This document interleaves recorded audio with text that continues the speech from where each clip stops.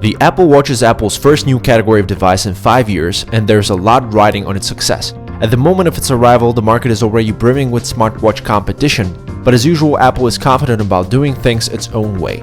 The company says this is its most personal device yet, and we agree. Apple products have been synonymous with premium quality for ages now, and this smartwatch is no exception. The watch unibody consists of a top layer of Iron X or sapphire glass that curves to meet the casing, which can be aluminum, stainless steel, or even gold, depending on the model. There are 3 distinct models: Apple Watch Sport, Apple Watch, and Apple Watch Edition.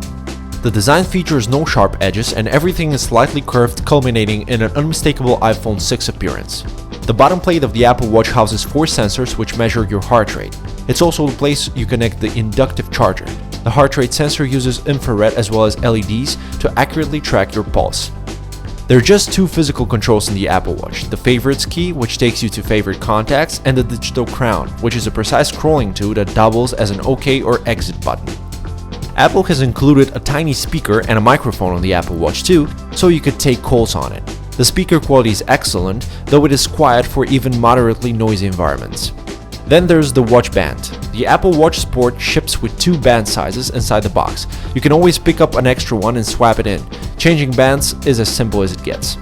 We had the chance to test both the smaller 38mm model and the larger 42mm. Both provide the same user experience, and besides the slightly larger battery and screen, the bigger one doesn't have any other real advantages. We did find the 42mm one a better match for men's wrists, but it still won't cater to people that prefer truly big watches.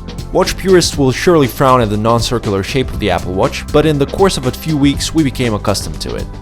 One of the hallmarks of the watch itself is the beautiful Amoled screen on the front. It comes in 2 sizes and slightly varying resolutions, but both models rock the same 326 pixel density. On paper, stuff aside, this is one of the best smartwatch displays out there. It's crisp and sharp with deep blacks and blend in with the black glass surface and has popping colors. The screen also gets very bright, so outdoor use is no problem. The Apple Watch will have its screen off by default, but will promptly light up when you raise it to look at it. Apple has included a number of watch faces for its smartwatch, but we hope third-party ones will be coming soon.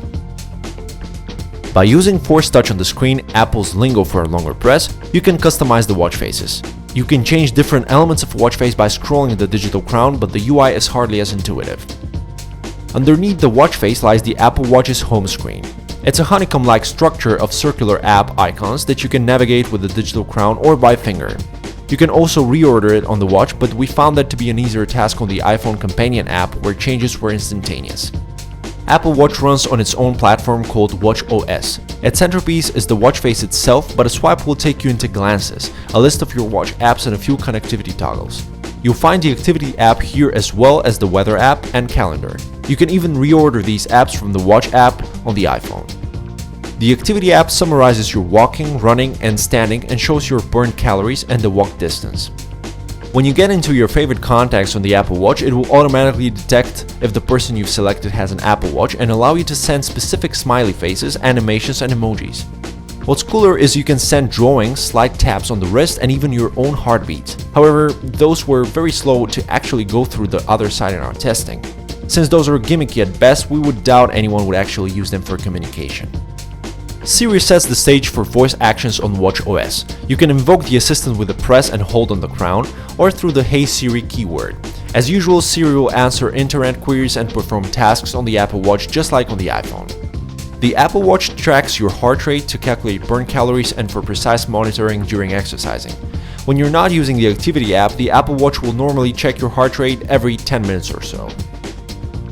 As expected, the Apple Watch will display incoming notifications and give you the option to act on them.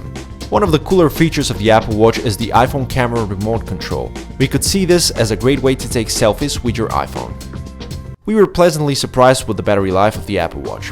While using its animated watch faces, notifications, working out 45 minutes and getting our heart rate checked some 300 times, the Apple Watch was able to last the entire day. With a non-animated watch face and less usage, we could get around 6 hours more out of it, and around 6 more when we disabled completely the heart rate tracking. Charging is very convenient on the Apple Watch. Thanks to the magnetic coupling, attaching the charger to the Apple Watch is quick and easy. Charging a depleted watch to 100% takes about 3 hours. There are perhaps a lot of things that could have been better about the Apple Watch. One thing's for sure, there are still plenty of kinks in need of ironing out. But that's true for any first generation device. For the most part, would say this is a very good first attempt, though it will take a considerably better effort by Apple to turn smartwatches into its next big thing. We would have been more forgiving if it wasn't for the exorbitant pricing that feels like a genuine ripoff. iPhone users hardly have any other viable smartwatch alternatives, and Apple is making the most out of that. While Android Wear smartwatches are getting cheaper in an effort to get as many users on board as possible, it looks like Apple is only after snatching a heavy markup without offering a comparatively better smartwatch experience or richer functionality. Of course, you don't always need to base your purchases on reason. Sometimes you gotta follow the road your heart takes you on. And if you do go this road, don't forget to send us that excited heartbeat of yours.